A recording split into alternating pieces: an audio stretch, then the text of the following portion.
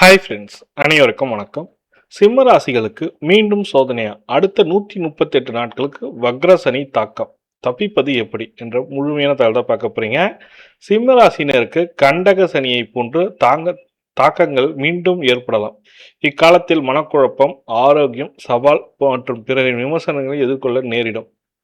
அப்படி என்ன சார் கண்டக சனின்னா என்ன சார்? அது எப்படி சார் நம்ம சமாளிப்பது? இதுலேருந்து எப்படி சார் நம்ம விடுதலைப்படுவது? மொத்தம் 138 நாட்கள் சொல்லியிருக்காங்க. அது என்னையிலேருந்து ஸ்டார்ட் ஆகி என்னைக்கு முடியுதுன்றது தான் பார்க்க போறீங்க. ஸ்டெப் பை ஸ்டெப்பாக எக்ஸ்பிளைன் பண்ணியிருக்கேன்.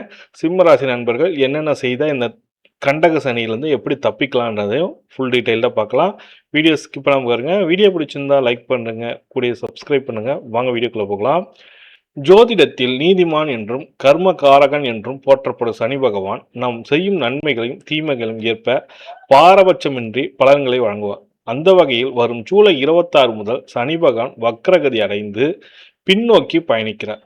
ஆகையால் ஜூலை 26ஆம் தேதி முதல் சனி பகவான் வக்ரகதி அடைந்து டிசம்பர் மாதம் வரை நீடிக்கப் போகிறது. அதாவது அடுத்த 138 நாட்கள் நீடிக்கப் போகிறது. இந்த வக்ர காலத்தால் சிம்ம ராசி மற்றும் சிம்ம லக்னங்களுக்கு என்னென்ன பலன்கள், அவர்கள் எதில் கவனமாக இருக்க வேண்டும் என்பதை பார்க்க போகிறோம்.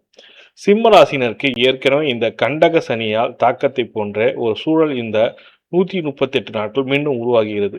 யார் நல்லவர், யார் கெட்டவர், யாரை நம்புவது என்று தெரியாமல் குழப்பம் ஏற்படும்.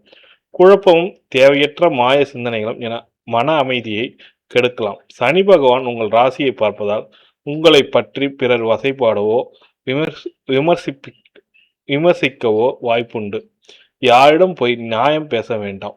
அமைதியாக கடந்து விடுங்கள். சனியின் பார்வையில் 9வது இடத்தில் விழுவதால் கோயிலுக்கு சென்றால் கூட தரிசனம் சரியாக அமையவில்லை என்று வருத்தம் வரலாம்.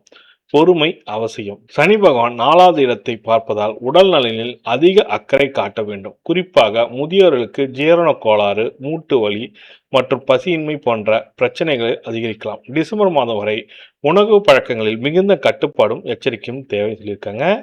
சிம்ம ராசியினரே, கடந்த 2 வருடங்களாக நீங்கள் பல்வேறு சவால்களையும் நெருக்கடிகளையும் கடந்து வந்தீர்கள். உங்களால் அசாத்திய மன வலிமையால் இந்த 138 நாட்கள் உங்களால் எளிதாக கடக்க முடியும். எதற்கும் அவசரப்பட்டு கருத்து சொல்ல வேண்டாம். நடப்பதை வேடிக்கை பாருங்கள். மனதிற்கு ஓய்வு கொடுங்கள். பொறுமையே இப்போது உங்களுக்கு பெரிய பலம் சொல்லியிருக்காங்க. உங்கள் வீட்டில் அருகில் உள்ள முருகன் கோயிலுக்கு சென்று வழிபடுவது மன அமைதியும் தரும். தினசரி வீட்டில் கந்த சஷ்டி கவசம் கேட்பதும் அல்லது படிப்பதும் உங்களுக்குள் நேர்மறை ஆற்றலை அதிகரிக்கும் சொல்லியிருக்காங்க. இதுதான் கண்டக சனியினால சிம்மராசிக்கு ஏற்படுப்புற நன்மைகளும் தீமைகளும். இதில் நீங்கள் என்ன பண்ணணும்னா முருகரை வழிபடுங்க. கண்டிப்பாக நல்லதே நடக்கும். இந்த 138 நாட்கள் பொறுமையாகவும் ஆரோக்கியமாக இருங்க. இந்த தகவல் தான் உங்களுக்கு ஷேர் பண்ண நினச்சேன். இந்த தகவல் பிடிச்சிருந்தா லைக் பண்ணுங்கள். ஆன்மீகம் சம்பந்தமான அனைத்து விதமான தகவலும் நம்ம சேனலில் ஷேர் பண்ணோம். மிஸ் பண்ணாமல் பார்க்கணும்னா நம்ம சேனல் சப்ஸ்கிரைப் பண்ணிங்க. நன்றி, வணக்கம்.